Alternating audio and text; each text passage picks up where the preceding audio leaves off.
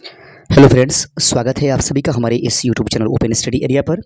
आइए आज देखते हैं बीपीएससी जीके जीएस के इस सेशन के 15वें नंबर सेट को। सेट 14 तक हमने वीडियोस आपको प्रदान कर दिए हैं। अगर किसी भी प्रकार का कोई भी सेट आपका छूटा हुआ हो तो इस चैनल के आप प्लेलिस्ट में चले जाइएगा। वहाँ पर बीपीएससी टीआरई 4.0 के नाम से एक प्लेलिस्ट बना हुआ है, जहाँ से आप क्वेश्चनों को एक बार देख सकते हैं और प्रश्नों को हल कर सकते हैं और अपने एक्सपीरियंस को और भी मजबूत करेंगे और अपनी तैयारियों को और प्रबल बनाएंगे।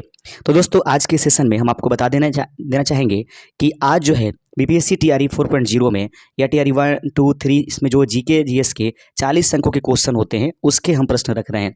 दोस्तों, स्पेशली ये समझिएगा कि इस सेट में मैथ के मैं क्वेश्चंस नहीं रखा हूं, बल्कि सभी में मैंने 2-2, 3-3 क्वेश्चंस मैंने बढ़ा दिया है। इस प्रकार से इसमें कुल 40 क्वेश्चन हम रखेंगे, जिसमें आपको साइंस के क्वेश्चन दिखाई देंगे, इतिहास के क्वेश्चन होंगे, भूगोल के क्वेश्चन होंगे और 2025 के मोस्ट इंपॉर्टेंट करेंट अफेयर्स होंगे। तो एक बात और हम रिक्वेस्ट करेंगे कि आप कितना स्कोर कर रहे हैं। सबसे ज़्यादा ज़रूरी ये है कि 40 जो प्रश्न है उसमें आप 35 या 37, 34 तक आप पहुंच रहे हैं कि नहीं। 35 तक पहुंचना बहुत ज़रूरी है। दोस्तों, आप कितना सही कर पा रहे हैं ये ज़रूर आप हमें कमेंट करके ईमानदारी पूर्वक बता दीजिएगा। सबसे ज़रूरी बात ये कि आप चैनल पर नए आए होंगे तो चैनल को सब्सक्राइब कर दीजिएगा। दोस्तों, आप मोटिवेट करते रहिए। जैसे जैसे आप मोटिवेशन करते रहेंगे, लाइक करते रहेंगे, शेयर करते रहेंगे वीडियो को, अधिक से अधिक लाइक और सब्सक्राइब आएंगे तो हम तो बिल्कुल धज्जियाँ उड़ा कर रख देंगे। इन सारे क्वेश्चनों का एक से बढ़कर एक क्वेश्चन आपके लिए डेली बाय डेली 2 से 3 सेट 4 सेट ऐसे लेकर के आता चला जाऊँगा। कोई भी सेशन छूटता है तो बीपीएससी टीआरई 4.0 के नाम से प्लेलिस्ट बना हुआ है, वहाँ पर जाकर आप देख लीजिएगा। पहला प्रश्न है कि किस तत्व को रेडियो एक्टिव धातु के रूप में जाना जाता है। निम्नलिखित में से वह कौन सा जो धातु है जिसको हम लोग रेडियो एक्टिव धातु के नाम से जानेंगे? यूरेनियम, थोरियम, प्लूटोनियम या उपरोक्त सभी?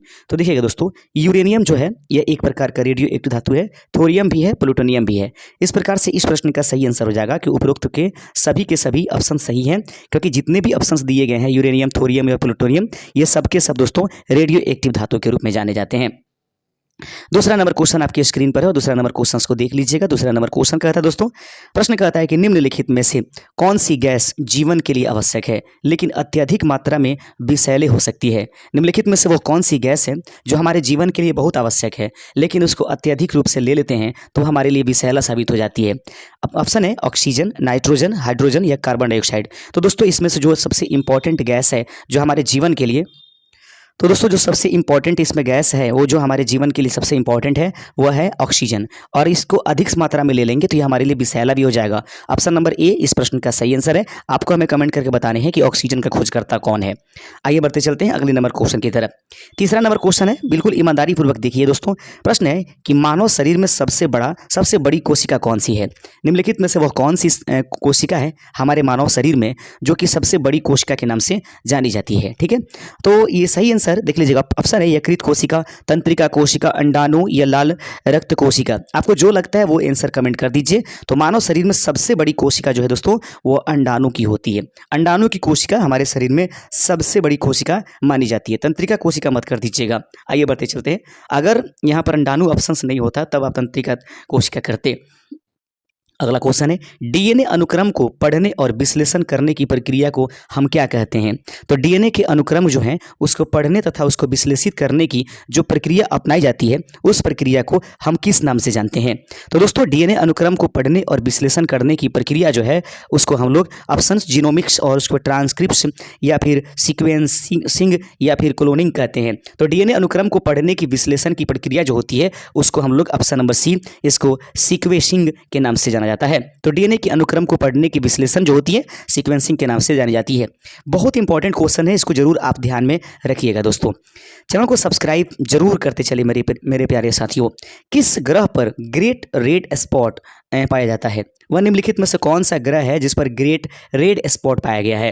पांचवे का सही आंसर ऑप्शन आपके सामने है, बृहस्पति, शनि, मंगल या शुक्र। तो वह कौन सा ग्रह है जिस पर ग्रेट रेड स्पॉट पाया जाता है? तो सही आंसर है बृहस्पति ग्रह पर ग्रेट रेड स्पॉट पाया गया है। ऑप्शन नंबर ए इस प्रश्न का सही आंसर हो जाएगा। अगला क्वेश्चन आपके सामने है। प्रश्न कहता है कि प्रकाश संश्लेषण के दौरान उत्पन्न होने वाली ऑक्सीजन किस स्रोत से आती है। तो प्रकाश संश्लेषण के दौरान जो उत्पन्न होने वाली ऑक्सीजन होती है वो निम्नलिखित में से किस स्रोत से आती है हमारे पास। ऑप्शन है कार्बन डाइऑक्साइड से, जल से, क्लोरोफिल से या ग्लूकोज से। वह कौन सी व्यवस्था है जिसके द्वारा ऑक्सीजन प्रकाश संश्लेषण के दौरान हमारे पास पहुंचती है। तो दोस्तों जल के माध्यम से प्रकाश संश्लेषण के दौरान उत्पन्न होने वाली जो ऑक्सीजन है वो किस स्रोत से आती है, तो जल के माध्यम से आती है। ऑप्शन नंबर बी इस प्रश्न का सही आंसर हो जाएगा, जल। आगे बढ़ते चलते हैं। अगला क्वेश्चन, एक एक क्वेश्चन पर गौर से देखिएगा, बहुत जरूरी क्वेश्चन है दोस्तों, बहुत इंपॉर्टेंट, और एक एक नंबर आपके लिए फायदेमंद होगा। किस वैज्ञानिक ने जड़त्व का सिद्धांत प्रस्तुत किया था। वह कौन सा वैज्ञानिक है जिसने जड़त्व का सिद्धांत प्रस्तुत किया था। गैलीलियो, न्यूटन, आर्किमिडीज या आइंस्टीन। तो वह व्यक्ति जिसने जड़त्व का सिद्धांत हमें दिया था दोस्तों वो गैलीलियो गैलीली साहब थे। ऑप्शन नंबर ए, इन्होंने जड़त्व के लिए बताया कि कोई वस्तु अगर स्थिर अवस्था में है तो स्थिर अवस्था में रहेगी, अगर वह गति अवस्था में है तो गति में रहेगी, इसके विपरीत कोई भी काम करेंगे तो वह इसका विरोध करेगी, और ये दो रूपों में पाई जाती है, विराम का जड़त्व और गति का जड़त्व। आप सभी तो जानते ही होंगे। आगे बढ़ते चलते हैं। 8वां नंबर क्वेश्चन है दोस्तों कि आवर्त सारणी में सबसे अधिक विद्युत ऋणात्मक तत्व कौन सा है। निम्नलिखित में से वह कौन तत्व है जो दिए गए ऑप्शन है जो आवर्त सारणी में सबसे अधिक ऋणात्मक रूप से पाई जाती है। तो सबसे अधिक ऋणात्मक जो तत्व है दोस्तों उसका नाम फ्लोरीन है। याद रखिएगा, फ्लोरीन सर्वाधिक ऋणात्मक तत्व के रूप में हमारे पीरियोडिक टेबल्स में जाना जाता है। आगे बढ़ते चलते हैं। अगला क्वेश्चन है कि ब्लैक होल का इवेंट होराइजन, याद रखेंगे, ब्लैक होल का इवेंट होराइजन किससे दर्शाता है। तो ब्लैक होल का इवेंट होराइजन किससे दर्शाता है। तो ऑप्शन है आपके सामने कि ब्लैक होल का इवेंट होराइजन किससे दर्शाएगा। तो सही आंसर ऑप्शन देख लीजिएगा, ब्लैक होल की सीमा को, पदार्थ की पिघलना, ब्रह्मांड की उत्पत्ति या प्रकाश का परावर्तन। सही आंसर है, ब्लैक होल का इवेंट होराइजन जो होता है वह ब्लैक होल की सीमा को दर्शाता है। ऑप्शन नंबर ए इस प्रश्न का सही आंसर हो जाएगा।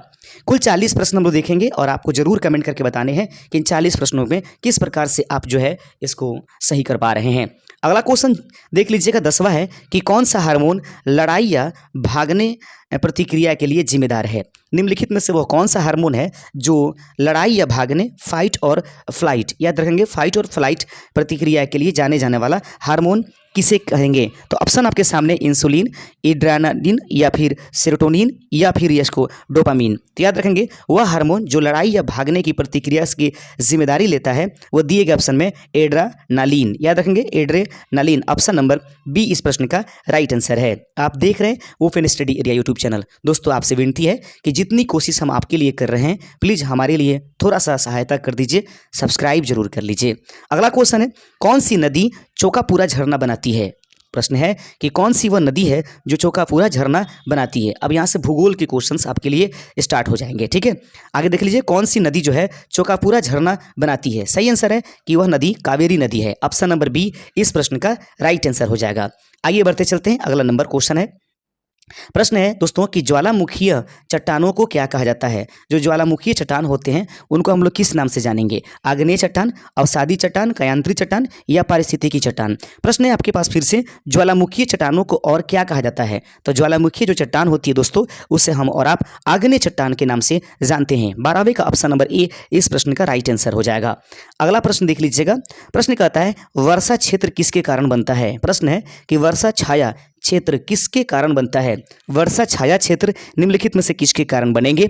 संवहनीय वर्षा, पर्वतीय बाधा या समतल क्षेत्र या तापीय दबाव। तो वर्षा छाया क्षेत्र जो होता है वह दोस्तों पर्वतीय बाधा की वजह से बनता है। ऑप्शन नंबर बी इस प्रश्न का राइट आंसर था। अगला क्वेश्चन है, 14 नंबर प्रश्न है कि सलार दे यऊनी, याद रखेंगे, सलार दे यऊनी नामक सबसे बड़ा नमक का मैदान किस देश में स्थित है। बहुत इंपॉर्टेंट क्वेश्चन। सलार दे यऊनी नामक सबसे बड़ा नमक का मैदान किस देश में स्थित है। ऑप्शन आपके सामने है, चिली में, बोलिविया में, पेरू में या ब्राजील में। सही आंसर है दोस्तों यह बोलिविया में उपस्थित है। ऑप्शन नंबर बी इस प्रश्न का राइट आंसर है। आगे क्वेश्चन देखते चलते हैं। 15वां नंबर क्वेश्चन है कि पृथ्वी पर सबसे बड़ा प्रवाल द्वीप समूह कौन सा है। पृथ्वी पर सबसे बड़ा जो है प्रवाल द्वीप समूह निम्नलिखित में से कौन सा है। तो ऑप्शन आपके सामने है, पहला है ग्रेट बैरियर रीफ या वेलिज बैरियर रीफ या न्यू कैलेडोनिया रीफ या फिर मालदीव रीफ। दिए गए ऑप्शन में से सही आंसर है वेलिज बैरियर जो होता है, वेलिज नहीं ग्रेट बैरियर रीफ। याद रखेंगे ग्रेट बैरियर रीफ जो है पृथ्वी का सबसे बड़ा प्रवाल द्वीप समूह है। तो प्रश्न आपसे पूछा जा सका कि पृथ्वी का सबसे बड़ा प्रवाल द्वीप समूह निम्नलिखित में से कौन है, तो उस कंडीशंस में आप ग्रेट बैरियर रीफ को आप सही आंसर चुनिएगा। आगे बढ़ते चलते हैं, अगला क्वेश्चन देख लीजिएगा। 16वां नंबर प्रश्न आपके सामने है कि कौन सा महासागर रिंग ऑफ फायर से घिरा हुआ है। निम्नलिखित में से वह कौन सा सागर है जो रिंग ऑफ फायर से घिरा हुआ है।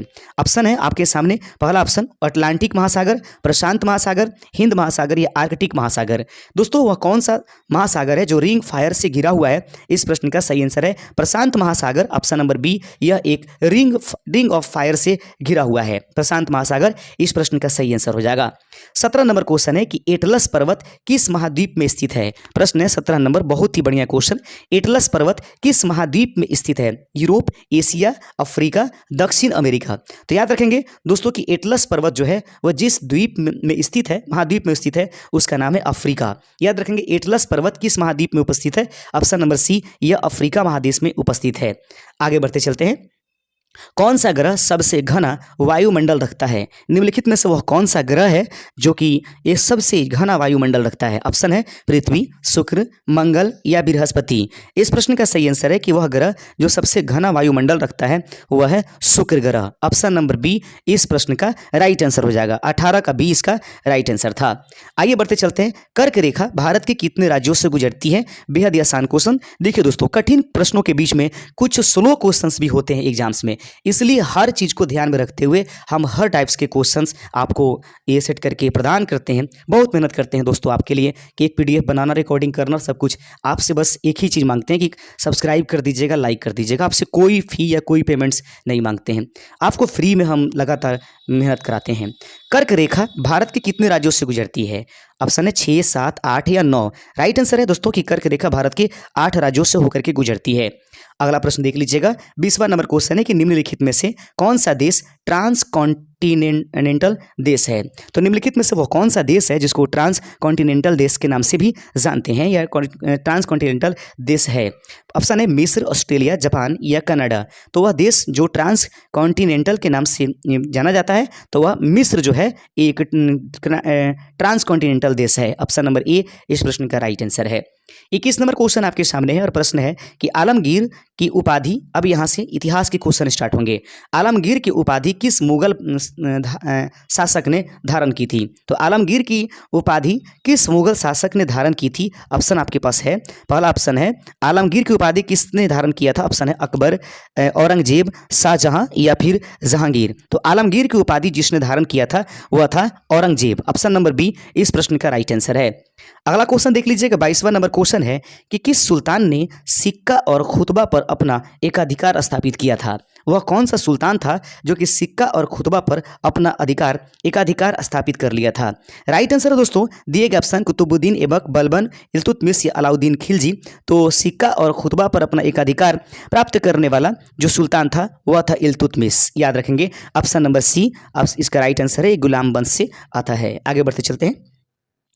बुद्ध ने अपना पहला उपदेश कहाँ दिया था। बेहद ही आसान क्वेश्चन है। प्रश्न है कि बुद्ध ने अपना पहला उपदेश कहाँ दिया था। सारनाथ में, बोधगया में, कुशीनगर या लुम्बिनी। तो सही आंसर है कि बुद्ध ने अपना पहला उपदेश जो दिया दोस्तों वह सारनाथ में दिया। ऑप्शन नंबर ए इस प्रश्न का राइट आंसर है। सारनाथ में उन्होंने कितने व्यक्तियों को सबसे पहले शिक्षित किया था। अगर आपको जानकारी है तो प्लीज़ कमेंट जरूर कर दीजिएगा। कहता है प्रश्न 24 नंबर कि गुप्त काल में प्रसिद्ध नालंदा विश्वविद्यालय की स्थापना किसने की थी। बहुत ही जानकार प्रश्न और बहुत ही उम्दा प्रश्न, बहुत ही इंपॉर्टेंट क्वेश्चन। गुप्त काल में प्रसिद्ध नालंदा विश्वविद्यालय की स्थापना किसने किया था। ऑप्शन है समुद्रगुप्त, कुमारगुप्त, चंद्रगुप्त द्वितीय या स्कंदगुप्त। इस प्रश्न का सही आंसर है कुमारगुप्त प्रथम जो है वह नालंदा विश्वविद्यालय की स्थापना करने वाला व्यक्ति था। आगे बढ़ते चलते हैं। 25 नंबर क्वेश्चन आपके स्क्रीन पर है। 25वां नंबर क्वेश्चन देख लीजिएगा। किस अधिनियम के तहत भारत में ब्रिटिश ईस्ट इंडिया कंपनी का शासन समाप्त हुआ और भारत का शासन ब्रिटिश क्राउन को हस्तांतरित किया गया। वह कौन सा अधिनियम है जिसके तहत भारत में ब्रिटिश ईस्ट इंडिया कंपनी का शासन समाप्त कर दिया गया और भारत का शासन ब्रिटिश क्राउन को हस्तांतरित कर दिया गया। तो ऑप्शन आपके सामने है चार्टर अधिनियम 1833, भारत सरकार अधिनियम जो है 1858, भारतीय परिषद अधिनियम 1861 या मॉन्टेग्यू चेम्सफोर्ड सुधार 1990। तो राइट आंसर है दोस्तों इसका ऑप्शन नंबर बी। भारत सरकार अधिनियम 1858 के तहत जो है ब्रिटिश ईस्ट इंडिया कंपनी का शासन समाप्त कर दिया गया और भारत का शासन ब्रिटिश क्राउन को हस्तांतरित कर दिया गया। यह जो है प्रथम स्वतंत्रता संग्राम यानी कि के दौरान हुआ था 1857 की क्रांति के बाद। 10 साला प्रणाली का श्रेय किस मुगल शासक को जाता है? प्रश्न आपके सामने है कि 10 साला प्रणाली का श्रेय किस मुगल शासक को जाता है? बाबर, अकबर, जहांगीर या शाहजहां? राइट आंसर है अकबर। 10 साला प्रणाली का श्रेय जो है जिस व्यक्ति को जाता है उसका नाम अकबर है। ऑप्शन नंबर बी इस प्रश्न का राइट आंसर था। 27वां नंबर क्वेश्चन आपकी स्क्रीन पर 27 नंबर क्वेश्चन देख लीजिए। प्रश्न 27 नंबर प्रश्न कहता है कि किसे भारतीय राष्ट्रीय कांग्रेस के पहले मुस्लिम अध्यक्ष के रूप में चुना गया था? यानी कि प्रथम वह कांग्रेस अध्यक्ष जो मुस्लिम थे उनका नाम क्या था? बदरुद्दीन तैयब जी, मौलाना अब्दुल कलाम आजाद, सैयद अहमद खान या शौकत अली? दिए गए प्रश्न का सही आंसर है बदरुद्दीन तैयब जी प्रथम मुस्लिम है जो कि कांग्रेस के अध्यक्ष बने थे। ऑप्शन नंबर ए इस प्रश्न का सही आंसर हो जाएगा। 28वां नंबर क्वेश्चन आपकी स्क्रीन पर 28 नंबर क्वेश्चन देख लीजिएगा। प्रश्न कहता है कि दांडी मार्च 1930 का मुख्य उद्देश्य क्या था? जो दांडी मार्च 1930 में महात्मा गांधी के द्वारा हुआ, साबरमती से दांडी यहाँ से लेकर के और दांडी तक जो यात्रा निकाली गई, तो वह जो उसका मुख्य उद्देश्य निम्नलिखित में से क्या था? पहला है ऑप्शन स्वदेशी आंदोलन को बढ़ावा देना, नमक कानून तोड़ना, नागरिक अवज्ञा आंदोलन शुरू करना या अंग्रेजों को वार्ता के लिए मजबूर करना। तो याद रखिएगा इस प्रश्न का राइट आंसर है नमक कानून तोड़ने के लिए दांडी मार्च 1930 में गांधी जी के द्वारा किया गया था। आगे बढ़ते चलते हैं 29 number question. Pitt's India act जो कि 1784 में हुआ के तहत किस बोर्ड की स्थापना की गई थी? पिट्स इंडिया एक्ट 1784 के तहत किस बोर्ड की स्थापना किया गया था? दिए गए ऑप्शन हैं आपके पास board of control, board of directors, viceroy की परिषद या भारत परिषद? सही आंसर है बोर्ड ऑफ कंट्रोल। याद रखेंगे बोर्ड ऑफ कंट्रोल जो है पिट्स एक्ट इंडिया एक्ट 1784 जो है यह स्थापित की गई। ऑप्शन नंबर ए इसका राइट आंसर था। 30वां नंबर क्वेश्चन आपके सामने है और इतिहास का ये अंतिम क्वेश्चन होगा। अशोक के किस शिलालेख में कलिंग युद्ध का विवरण मिलता है? अशोक का वह कौन सा शिलालेख है जिसमें कलिंग युद्ध का विवरण मिलता है? ऑप्शन है चतुर्थ शिलालेख, 13वां शिलालेख, छठा शिलालेख या 12वां? इस प्रश्न का सही आंसर है ऑप्शन नंबर बी 13वां शिलालेख में जो है अशोक के कलिंग युद्ध का विवरण मिलता है। ऑप्शन नंबर बी इस प्रश्न का राइट आंसर हो जाएगा। अगला क्वेश्चन है 31 नंबर कि भारत के किस राज्य ने समान नागरिक संहिता यूसीसी लागू करने वाला? अब यहाँ से करंट अफेयर्स स्टार्ट होगा दोस्तों। अब 10 करंट अफेयर्स आपको देखने होंगे। हर तरह के क्वेश्चंस को हम आपके सामने उपस्थित कराएंगे। भारत के किस राज्य ने सामान्य नागरिक संहिता यूसीसी लागू करने वाला देश का पहला राज्य बनने का गौरव प्राप्त किया है? उत्तर प्रदेश, उत्तराखंड, हिमाचल प्रदेश या राजस्थान? दिए गए प्रश्न का सही आंसर है ऑप्शन नंबर बी उत्तराखंड इस प्रश्न का राइट आंसर है। 32 नंबर क्वेश्चन आपके सामने है और प्रश्न है 32वां नंबर कि हाल ही में भारतीय रिजर्व बैंक आरबीआई ने किन 3 नोटों की छपाई बंद करने की घोषणा की है? तो हाल ही में भारतीय रिजर्व बैंक ने आरबीआई ने किन 3 प्रकार की नोटों की छपाई बंद कर दी है? दोस्तों वो नोट हैं 2 रुपए की, 5 रुपए की और 2000 रुपए की। तो 2, 5 और 2000 रुपए की नोटों की छपाई आरबीआई ने बंद कर दी है। ऑप्शन नंबर बी इस प्रश्न का राइट आंसर था। 33 नंबर क्वेश्चन आपके सामने है कि भारत ने 2025 में किस खेल प्रतियोगिता का खिताब जीता है? दिए गए ऑप्शंस जो आपके सामने दिखाई दे रहा है तो आपको बता देना है कि भारत, याद रखेंगे, भारत ने 2025 में किस खेल प्रतियोगिता का खिताब जीता? Champions trophy, Asia cup, world cup या एशियाई खेल? सही आंसर है चैंपियंस ट्रॉफी 2025 का खिताब जो है भारत ने जीता है न्यूजीलैंड को हरा करके। आगे बढ़ते चलते हैं। अगला नंबर क्वेश्चन आपके सामने है प्यारे दोस्तों 34 नंबर है कि भारत ने किस देश के साथ 26 राफेल विमान की खरीद के लिए समझौते पर हस्ताक्षर किए हैं? तो भारत ने किस देश के साथ 26 राफेल विमान की खरीद के लिए समझौते पर हस्ताक्षर किए? दिए गए प्रश्न का ऑप्शंस आपके सामने अमेरिका, फ्रांस, रूस और क्या ब्रिटेन? बहुत ही चर्चा में ये प्रश्न रहा। ऑप्शन नंबर बी इस प्रश्न का राइट आंसर हो जाएगा। आइए 35 नंबर क्वेश्चन देख लेते हैं। 35वां नंबर क्वेश्चन है कि हाल ही में भारत ने किस नदी पर बने बगलिहार डैम से पाकिस्तान को जाने वाला पानी रोक दिया है? प्रश्न आपके सामने है कि हाल ही में भारत ने किस नदी पर बने बगलिहार डैम से पाकिस्तान को जाने वाला पानी रोक दिया है? ऑप्शन है चिनाब, ब्यास, झेलम या इनमें से कोई नहीं। राइट आंसर है चिनाब नदी, याद रखेंगे। अगला बढ़ते चलते हैं। 36 नंबर क्वेश्चन आपके सामने है। 36वां नंबर क्वेश्चन आपके स्क्रीन पर कि भारत का औद्योगिक उत्पादन सूचकांक IIP मार्च 2025 में कितने प्रतिशत बढ़ा है? तो भारत का औद्योगिक उत्पादन सूचकांक मार्च 2025 में कितने प्रतिशत बढ़ा? ऑप्शन है 3%, 4%, 5% या 6%? दिए गए प्रश्न का सही आंसर है 3%। भारत का औद्योगिक उत्पादन सूचकांक IIP मार्च 2025 में कितने प्रतिशत बढ़ा है? तो 3% इस प्रश्न का राइट आंसर हो जाएगा। 37 नंबर क्वेश्चन आपके सामने है और प्रश्न देख लीजिएगा कि हाल ही में भारत ने किस देश में निर्मित LGLA एस मिसाइल यानी कि एस मिसाइल सिस्टम को खरीदा है। तो हाल ही में भारत ने किस देश से एस मिसाइल जो है LGLA एस मिसाइल सिस्टम को खरीदा है। ऑप्शन आपके सामने अमेरिका, फ्रांस, रूस या फिर इनमें से कोई नहीं। दिए गए प्रश्न का सही आंसर हो जाएगा दोस्तों रूस। याद रखेंगे हमारी अधिकतम खरीद बिक्री जो होती है वह रूस से होती है। आगे बढ़ते चलते हैं। 38 नंबर क्वेश्चन है, भारत के किस राज्य में गान नगाई उत्सव फसल कटाई के उपलक्ष्य में मनाया जाता है। भारत के किस राज्य में गान नगाई उत्सव फसल कटाई के उपलक्ष्य में मनाया जाता है। झारखंड, नागालैंड, मणिपुर या मिजोरम। याद रखेंगे दोस्तों गान नगाई उत्सव जो होता है वह मणिपुर में फसल कटाई के उपलक्ष्य में गाया जाता है। आगे बढ़ते चलते हैं। 39 नंबर क्वेश्चन आपके सामने है कि हाल ही में भारत ने किस देश को राफेल तूफान के बाद मानवीय सहायता भेजी है। तो हाल ही में भारत ने वह कौन सा देश है जिसको राफेल तूफान के बाद मानवीय सहायता भेजी है। ऑप्शन आपके सामने है बांग्लादेश, क्यूबा, इंडोनेशिया या फिर भूटान। 39 नंबर प्रश्न का सही आंसर है दोस्तों क्यूबा को हमारे देश ने जो है ये मानवीय सहायता भेजी है। 40वां और अंतिम नंबर क्वेश्चन है दोस्तों कि भारत का लक्ष्य वर्ष 2029 तक कितने लाख करोड़ रुपए के रक्षा उपकरण का उत्पादन करना है। प्रश्न एक बार फिर से प्रश्न दोहरा लेते हैं दोस्तों कि भारत का लक्ष्य वर्ष 2029 तक कितने लाख करोड़ रुपए के रक्षा उपकरण का उत्पादन करना है।